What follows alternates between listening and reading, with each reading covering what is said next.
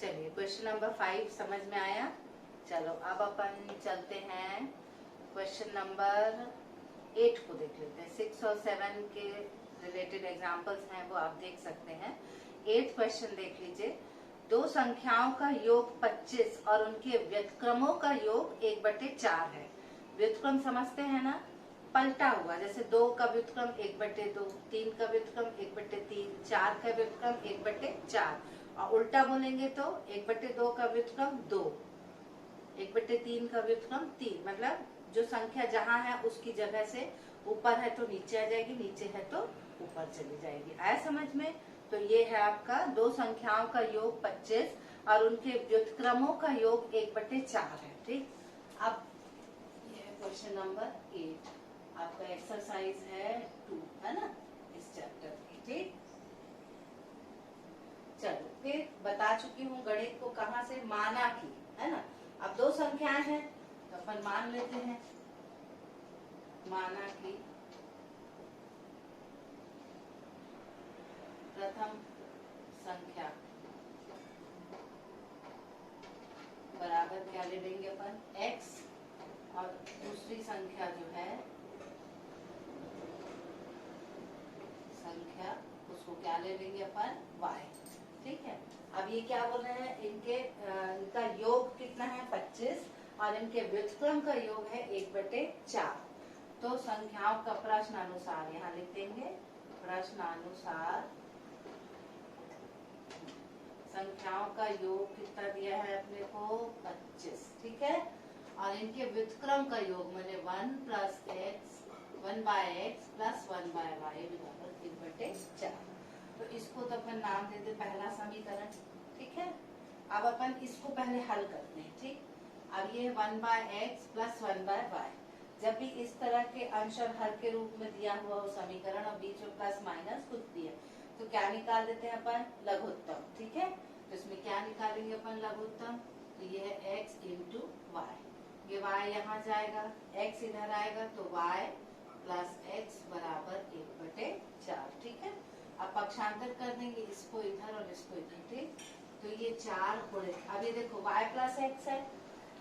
पहले बता चुकी हूँ मैं कि जो योग होता है वो क्रम विनिमय नियम का पालन करता है, मतलब क्रम बदलने से मान में परिवर्तन नहीं होता। तो ये x + y बराबर क्या हो गया x × y, ये आ गया आपका। ठीक है, अब यहाँ से देखो x + y बराबर क्या दिया आपको 25। आप चाहो तो यहाँ x + y की जगह क्या लिख सकते हैं 25 लिख सकते हैं, है ना। तो यहाँ समीकरण 1 से क्या मिला x + y बराबर 25 है। तो अब अपन यहाँ लिख लेंगे 25 × 4 बराबर x × y। ठीक है, अब ये हो जाएगा आपका x × y बराबर 100। ठीक, चलो एक ये हो गया, एक समीकरण और एक समीकरण आपका ये हो गया। अब इन दोनों की मदद से आपको हल करना है। ठीक, अच्छा, अब आपको बीजीय व्यंजकों में कुछ सूत्र भी अपन ने पढ़े हैं। ठीक है, तो एक सूत्र है उसमें x - y² बराबर x + y² - 4xy, ये सूत्र है। और अगर याद नहीं है तो याद कर लीजिए। तो इसकी मदद अपन लेंगे यहाँ पे। ठीक है, कि x - y² बराबर क्या होता है x + y² - 4xy। ठीक, अब इसकी मदद लेंगे और इसमें अपन क्या निकालेंगे इसका मान। ठीक है, आप देखो x - y² x + y की जगह पे क्या है देखो 25 है का वर्ग -4 गुणे x × y कितना निकला है 100, है ना। तो यहाँ पे डाल दिए 100। तो ये हो गया x - y², ये कितना हो गया 25 का वर्ग कितना हो गया 625 माइनस ये हो गया 400 हो गया ना। तो ये हो गया x - y², ये घट के कितना आ जाएगा 225। 225 किसका वर्ग है बताओ 15 का है। ठीक है, तो अपन इसको क्या लिख सकते हैं यहाँ पे x - y बराबर ±15, प्लस भी ले सकते हैं और माइनस भी ले सकते हैं। ठीक है, तो दो संख्याओं का योग 25 है और इनका अंतर अपन ले लिए मान लो 15, ठीक है। तो एक बार +15 लेंगे और एक बार -15 लेंगे, ठीक। तो पहले अपन +15 लेके हल करते हैं। तो अब अपने एक समीकरण ये था, इसको मान लिए दूसरा, और ये है समझ लो आपका तीसरा। तो अपन किसको किसको लेंगे, समीकरण 1 और 3 को ले लेंगे, ठीक है। किसको किसको लेंगे, 1 और 3 को। अब यहाँ से लेंगे, देखो x + y = 25 और ये x - y = 15, ठीक है। क्लियर हुआ। अब यहाँ देखो गुणांक तो सब चारों के बराबर है, x का भी गुणांक 1 है, y का भी 1 है, इस यहाँ भी x का 1 है, यहाँ पर भी y का 1 है। पर यहाँ देखो ये +y है और ये -y है। अगर अपन इन दोनों को जोड़ देंगे, क्या करेंगे, इन दोनों को जोड़ देंगे तो +y और -y क्या हो जाएगा, कट जाएगा, और ये x और x कितना हो जाएगा, 2x, और ये कितना आ जाएगा, 40 आएगा, ठीक है ना। तो यहाँ से ले लेंगे तो x बराबर हो गया 40/2, कट के कितना आ गया, 20। अब x अगर 20 है तो y का मान कितना आएगा, तो x बराबर 20 को समीकरण 1 में रखने पर, ठीक है। तो यह हो गया x + y = 25 है, x के स्थान पे क्या रखेंगे अपन, 20 + y = 25। 20 को क्या करेंगे अपन, पक्षांतर, तो y बराबर हो जाएगा 25 - 20, तो कितना आ गया, 5। तो y का मान कितना आ गया, देखो 5। अब देख लो तुम सही है या गलत, ये देखना है अपने को, ठीक है। तो ये तो 20 और 5 25, आंसर अपन लिख सकते हैं, आंसर x बराबर 20 और y बराबर 5, क्या आ गया, ठीक है। y बराबर कितना आ गया, 5। तुम ये देखना चाहोगे कि आंसर सही है या नहीं, तो देख लो दोनों का योग कितना है, 25। तो x + y कितना हो गया, 25, और x - y करेंगे तो 20 में से 5 जाएगा, तो कितना आ गया, ये 15, ठीक है। तो ये आपका जो आपने लिया था वो सही है। क्लियर हुआ। तो ये हो गया आपका क्वेश्चन नंबर 8। इसमें जो याद करने वाली चीज है वो ये एक सूत्र है, ठीक है। तो ये अगर आपको याद रहेगा तो आप इसको आसानी से हल कर पाएंगे। आया समझ में। अब मान लो अगर ये याद नहीं रहता है कि ये सूत्र है, आपके दिमाग में नहीं क्लिक किया, तो कैसे करेंगे उसको मैं थोड़ा सा समझा देती हूँ। अगर याद रहेगा तो आप उस पद्धति से भी आंसर ला सकते हैं, ठीक है। अब मान लीजिए आपको नहीं पता है कि वो सूत्र कोई है ऐसा, तो आपके दिमाग में याद ही नहीं आ रहा, अब कैसे करेंगे अपन। तो अब अपन क्या करेंगे, इससे पहला समीकरण जो यहाँ से x + y = 25 है, यहाँ से y का पक्षांतर कर लेंगे, ठीक है। तो x बराबर आ जाएगा 25 - y। ये जो x का मान है उसको ये दूसरे समीकरण में अपन रख देंगे। आया समझ में। क्या करेंगे, पहले समीकरण से x का मान निकालेंगे और दूसरे समीकरण में अपन उसको रख देंगे। तो ये कौन सी विधि हो गई, प्रतिस्थापन विधि, ठीक है। जब एक से मान निकाल के हम दूसरे में रख देते तो कौन सी विधि हो जाती है, प्रतिस्थापन। तो अपन क्या करेंगे, यहाँ पे x के स्थान पे, ये है ना तुम्हारा x × y = 100 है, तो जहां पर x है वहां x का क्या लिख देंगे अपन, मान, ठीक है। तो ये हो जाएगा 25 - y गुणित y = 100, ठीक है। अब ये y अंदर आएगा तो ये आपका हो जाएगा 25y - y² = 100। क्लियर। अब इन दोनों को अपन उस तरफ ले जाते हैं, ठीक।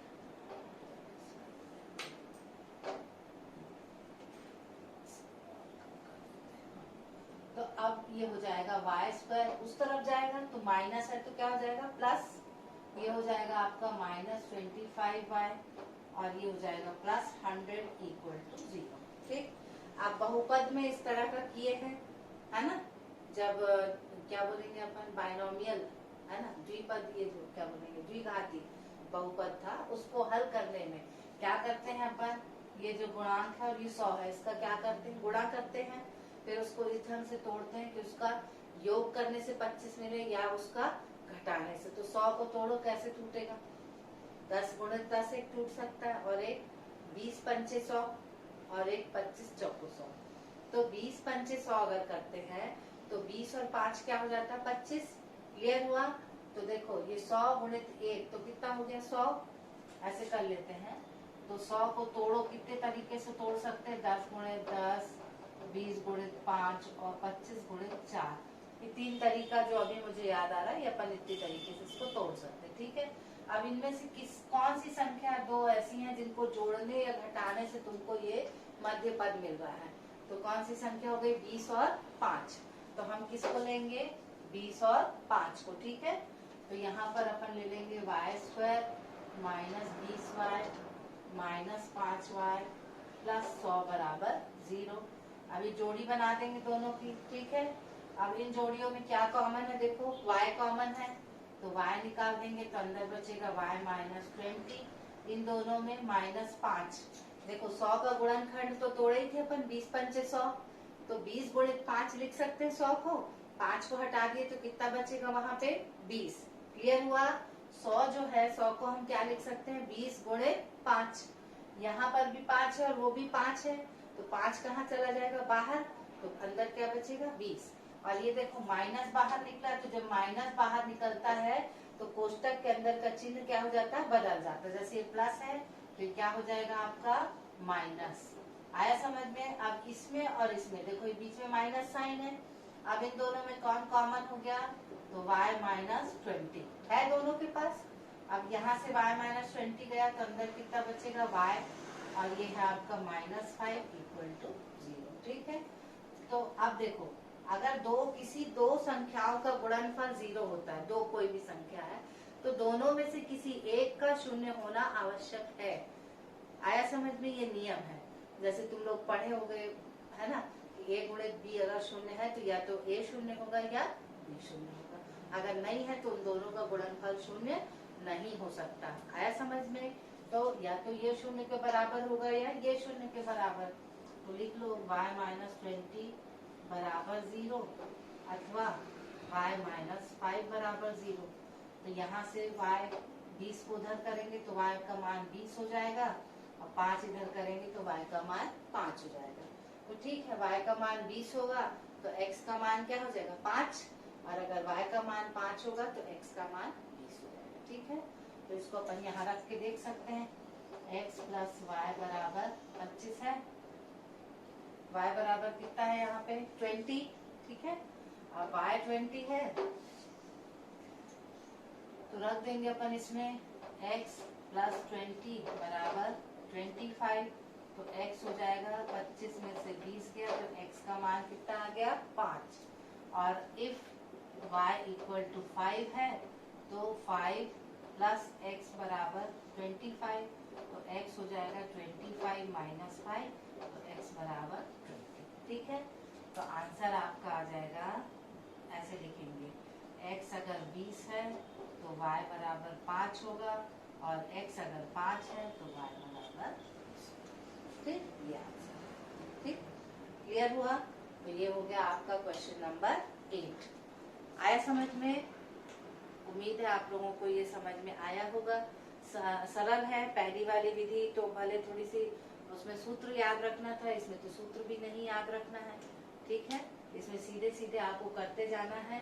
ये बहुपद में पढ़ा है आपने पहले अध्याय में, उसी में मध्य पद तोड़ने की विधि है, ये वही है। ठीक, क्या किया अपन ने पहले समीकरण से किसका मान लिया अपन ने x का, और इसको कहाँ रख दिया इस दूसरे समीकरण में। जहाँ x था वहाँ क्या रख दिया अपन ने 25 माइनस वाई और गुणित y बराबर 100। y को अंदर गुणा किए तो 25y माइनस वाई स्क्वायर बराबर 100। ये अब क्या किया अपन ने, इन दोनों को उस तरफ ले गए, तो माइनस क्या हो गया प्लस, और प्लस क्या हो गया माइनस, और ये 100 तो था ही बराबर 0। ठीक है, अब इसमें क्या करेंगे अपन, मध्य पद को तोड़ेंगे। तो मध्य पद को तोड़ने का नियम ये है कि वर्ग के सामने का जो गुणांक होता है अनियत राशि, दोनों को आपस में क्या कर देते हैं गुणा, है ना। नियत राशि मतलब वो राशि जिसका मान अपरिवर्तनशील रहता है। तो इन दोनों में तो y का मान डालेंगे तो बदल जाएगा, पर ये जो आखिरी ये 100 है ये तो बदलेगी नहीं। तो नियत राशि इसको अपन क्या करेंगे गुणा करेंगे। ठीक है, तो 100 एकम 100, फिर उसको गुणनखंड तोड़ेंगे तो देख लो 10 गुणित 10 होता है 100, 20 गुणित 5 होता है, 25 गुणित 4 होता है। ठीक है, तो अब जोड़ी बना देंगे अपन, 20 और 5 में तोड़ दिए, जोड़ी बनाए, ठीक है। फिर अब इसमें देखो y कॉमन निकला, फिर y माइनस 20, इसमें -5 कॉमन निकला तो y माइनस 20, और इन दोनों में y माइनस 20 निकला तो अंदर क्या बचेगा, y माइनस 5 तो बराबर 0। अब किसी भी दो संख्याओं का गुणनफल यदि 0 है तो उनमें से किसी एक का 0 होना आवश्यक होता है, तो या तो ये शून्य होगा या ये शून्य होगा। तो देख लो y माइनस 20 बराबर 0 तो y बराबर 20 आएगा, और y माइनस 5 बराबर 0 होगा तो y बराबर 5 हो जाएगा, ठीक। अब इसमें मान डाल दिया अपन ने कि y 20 है तो x 5 हो जाएगा, y 5 है तो x 20, तो ये आपका क्या आ गया, आंसर। क्लियर हुआ? तो आई होप आपको क्वेश्चन नंबर 8 समझ में आया होगा। तो अब आगे देखेंगे अपन। चलिए अब अपन देखते हैं क्वेश्चन नंबर 9, ठीक। हाँ ठीक है। दो संख्याओं का अंतर 14 और उनके वर्गों का अंतर 448 है, तो आपको क्या ज्ञात करनी, संख्याएं ज्ञात करनी। प्रश्न क्या दिया देखो, एक संख्या को x मान लेंगे, दूसरी को y मान लेंगे। प्रश्न अनुसार दिया है कि उन संख्याओं का अंतर क्या है, 14, और उनके वर्गों का अंतर, माने इसको भी वर्ग करोगे और इसको भी वर्ग, तो उसका अंतर क्या हो गया, 448, ठीक है। अब इसको सॉल्व करना है, तो इसको जो है जैसे ही वर्ग वाला आता है तो अपने दिमाग में ये वाला सूत्र तुरंत क्लिक कर सकता है ना। तो यहाँ पर अपन इस सूत्र की मदद से इसको आसानी से हल कर सकते हैं, ठीक है। अदरवाइज थोड़ा सा कॉम्प्लिकेटेड हो जाएगा। तो यहाँ पर देखो जैसे ये आएगा तो ये सूत्र आपको क्लिक कर सकता है आराम से। तो अपन यहाँ पर लिखेंगे x square minus Y square, देखो ये लिखा। अब देखो x square minus Y square की जगह क्या आ जाएगा, 448, ठीक। एक्स माइनस वाई की जगह क्या आ जाएगा, 14, और ये एक्स प्लस वाई का मान अपने को नहीं मालूम। अब 14 कहाँ जाएगा, नीचे, तो 448 बटे 14 बराबर क्या हो गया, एक्स प्लस वाई, ठीक है। यहाँ लिख देंगे समीकरण 1 और 2 से मान रखने पर, ठीक। तो ये आ गया। अब 14 इससे काटो, कटेगा ना, 14 एकम 14, 14 दिया 42, 2 हाथ क्या है, 14 दूनी 28। तो ये आपका आ गया x प्लस वाई बराबर 32। ये इसको नाम दे देते समीकरण 3, ठीक। थोड़ा सा अगर आपको ये सूत्र याद रहेगा तो देखो कितना आसान हल आ गया। अब ये आ गया x प्लस वाई बराबर 32 और ये x माइनस वाई बराबर 14। तो ये देखिए अपन इसको कर भी देते हैं, x माइनस वाई बराबर 14 और x प्लस वाई बराबर 32। अब ये तो सॉल्व हो सकता है आपका आराम से। देखो गुणांक सबके सेम है, ये माइनस है ये प्लस है, तो दोनों को जोड़ देंगे अपन। लिख लीजिए यहाँ पे समीकरण 1 प्लस 3 करने पर, ठीक है। और ये x और x कितना हो जाएगा, 2x, फिर 4 2 6 और 3 और 1 4। तो x का मान कितना आ जाएगा, 46 बटे 2 करेंगे तो कट के कितना आ जाएगा, 23, ठीक। कितना आ गया, 23। अब x का मान कितना आ गया, 23 आपका आया। अब इसको आप कहाँ पर रख सकते हैं, 3 में रख लो, ठीक। x का मान समीकरण 3 में रखने पर, ठीक, क्या आएगा, x प्लस वाई बराबर 32। x की जगह क्या लिख देंगे, 23, y बराबर 32। तो y बराबर 23 का क्या करेंगे, पक्षांतर, तो 32 माइनस 23, ठीक। कितना आ गया, 12 में 3 गया 9 आया, ठीक है। 23 और 9 32। तो y का मान कितना आ गया आपका, 9, ठीक। अब देख लो सही है या नहीं।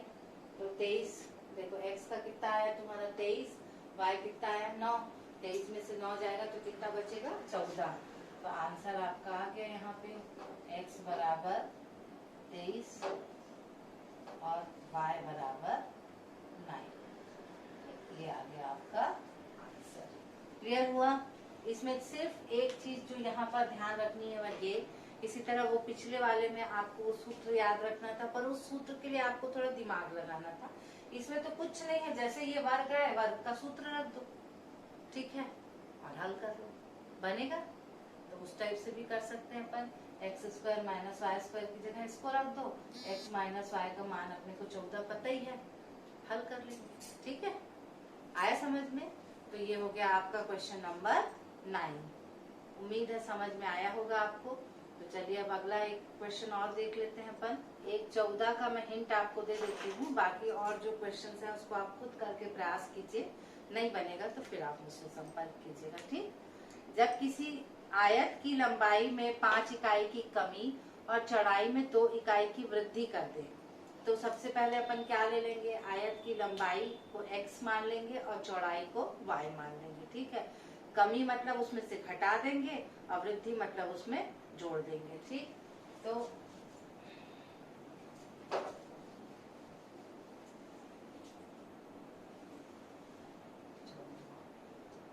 लंबाई को अपन मान लेते हैं x, चौड़ाई को मान लेंगे अपन y। तो क्षेत्रफल कितना हो जाता है भाई, x गुणित y। अपने को मालूम है आयत का क्षेत्रफल x गुणित y है।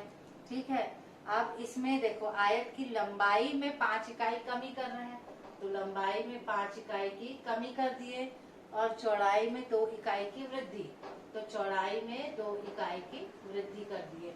तो क्या हुआ, आयत की का क्षेत्रफल जो है वो 80 इकाई कम हो जाता है। क्या हो जाता है, 80 इकाई कम। तो पहले इसका क्षेत्रफल था xy, अब ये 80 इकाई कम हो जाएगा। ठीक, अब दूसरा बोल रहे हैं आयत की जब उसकी लंबाई में 10 इकाई वृद्धि, उसकी लंबाई में 10 इकाई वृद्धि और चौड़ाई में 5 इकाई कमी कर दी जाए, चौड़ाई में 5 इकाई कम कर दिया, तो उसके क्षेत्रफल में 50 वर्ग इकाई का वृद्धि हो जाती है। वृद्धि मतलब जुड़ जाता है ये। अब आपको इसको हल करना है। ठीक, तो अब कैसे करना है, बनेगा? चलिए कोशिश कीजिए।